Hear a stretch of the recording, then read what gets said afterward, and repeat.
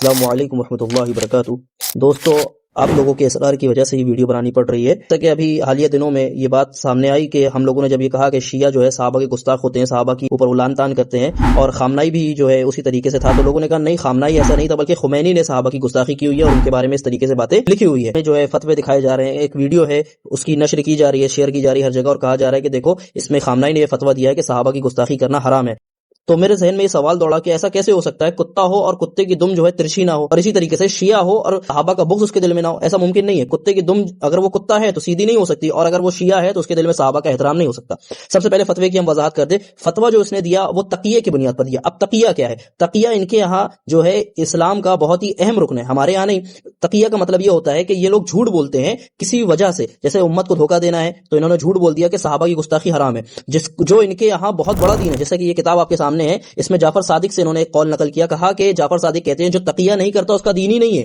تو تقیہ یعنی جھوٹ بولنا ان کے یہاں دین کا ایک حصہ ہے۔ اسی طریقے سے شیخ مرتضی انصاری جو ان کے یہاں کا ہے، اس نے اپنی کتاب میں لکھا تقیہ کا دائرہ بہت بڑا ہے، تقیہ کرنے والے کو بہت ثواب ملتا ہے۔ اس نے تو یہ بات کہی، یعنی تقیہ جھوٹ بولنا ان کے یہاں، تو یہ جو اس نے فتویٰ دیا ہے یہ بھی تقیہ کی بنیاد پر جھوٹ بولتے ہوئے دیا تاکہ امت کو دھوکہ دیا جا سکے۔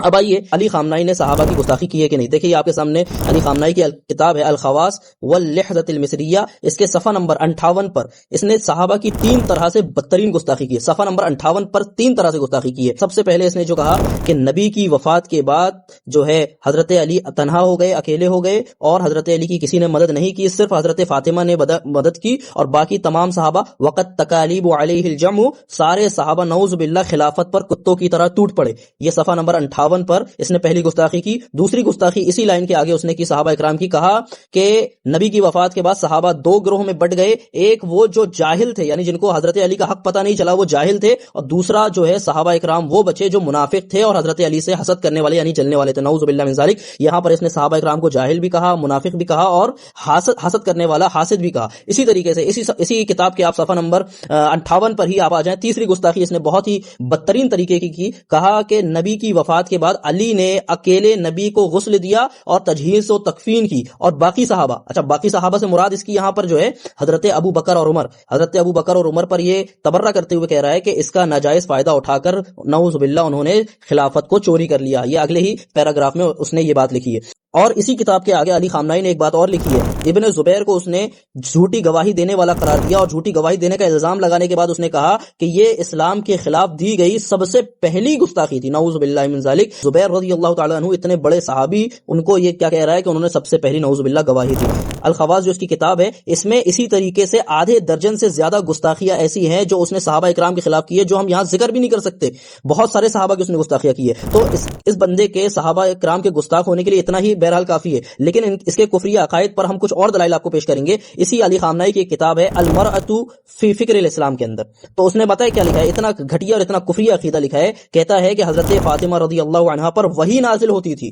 یہ دیکھیں آپ کے سامنے اس کا صفحہ نمبر 16 کہتا ہے کہ حضرت فاطمہ پر وحی نازل ہوتی تھی اور فرشتے نازل ہوتے تھے، وحی آتی تھی اور فرشتے نازل ہوتے تھے۔ تو اب اس کے بارے میں آپ کیا کہیں گے، یہ کفری عقیدہ ہے یا نہیں؟